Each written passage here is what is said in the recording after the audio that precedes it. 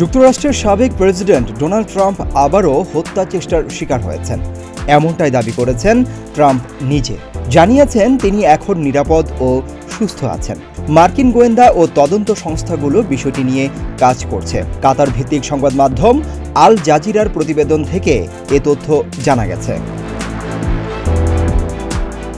প্রতিবেদন থেকে জানা গেছে, স্থানীয় সময় গতকাল রোববার ফ্লোরিডায় অবস্থিত ট্রাম্পের নিজস্ব গলফ কোর্টে এই হামলা হয়।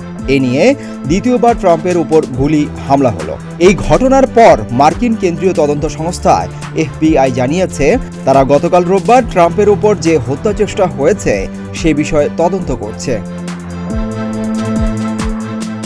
হত্যা চেষ্টার শিকার হওয়া ট্রাম্প তার নির্বাচনী তহবিল সংক্রান্ত ওয়েবসাইটে লিখেছেন, আপনারা ভয় পাবেন না, আমি নিরাপদ ও সুস্থ আছি, কেউ আহত হয়নি, ঈশ্বরকে ধন্যবাদ।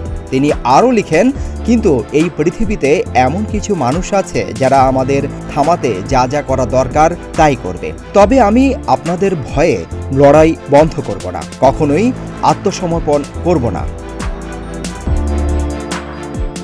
ঘটনার সময় ডোনাল্ড ট্রাম্প ওয়েস্ট পাম বিচ কোর্সে গলফ খেলছিলেন, যা তার বাসভবন মার-এ-লাগো থেকে অল্প দূরে। ট্রাম্প তার পাশে থাকার জন্য সমর্থকদের ধন্যবাদ জানিয়ে লিখেন, আমাকে সমর্থন করার জন্য আমি আপনাদের সবসময় ভালোবেসে যাব।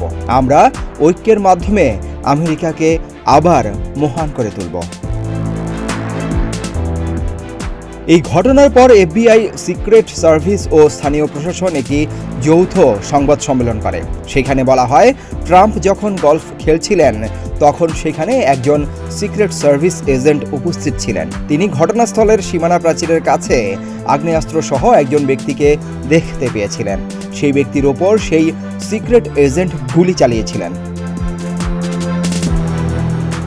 পাম্প বিচ কাউন্টি শেরিফ রিক ব্র্যাডশো বলেছেন, সন্দেহভাজন ব্যক্তি ট্রাম্পের কাছ থেকে 400 থেকে 500 গজ দূরে ছিল এবং মনে হচ্ছে তিনি নিজেই গুলি করতে চেয়েছিলেন। তবে তার উপর গুলি চালানোর পর সন্দেহভাজন ব্যক্তি একটি কালো গাড়িতে জঙ্গলে পালিয়ে যান। তবে আইন প্রয়োগকারী সংস্থাগুলো তাকে দ্রুত শনাক্ত করে এবং আটক করে।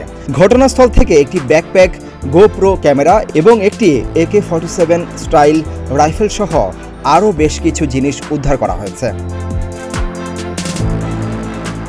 ট্রাম্পকে হত্যা চেষ্টার ঘটনায় আটক রায়ান ওয়েসলি রুথের বয়স 58। সামাজিক যোগাযোগ মাধ্যমে তার অ্যাকাউন্ট থেকে জানা গেছে, তিনি ইউক্রেনের পক্ষে বিদেশি যোদ্ধা সংগ্রহের কাজের সঙ্গে ঘনিষ্ঠভাবে জড়িত ছিলেন।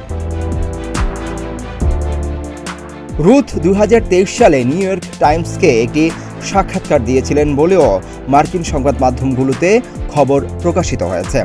রাশিয়া ইউক্রেন যুদ্ধ শুরুর পর তিনি স্বেচ্ছাসেবক হিসেবে ইউক্রেনেও গিয়েছিলেন, যদিও এখন তার তেমন কোনো সামরিক অভিজ্ঞতা ছিল না।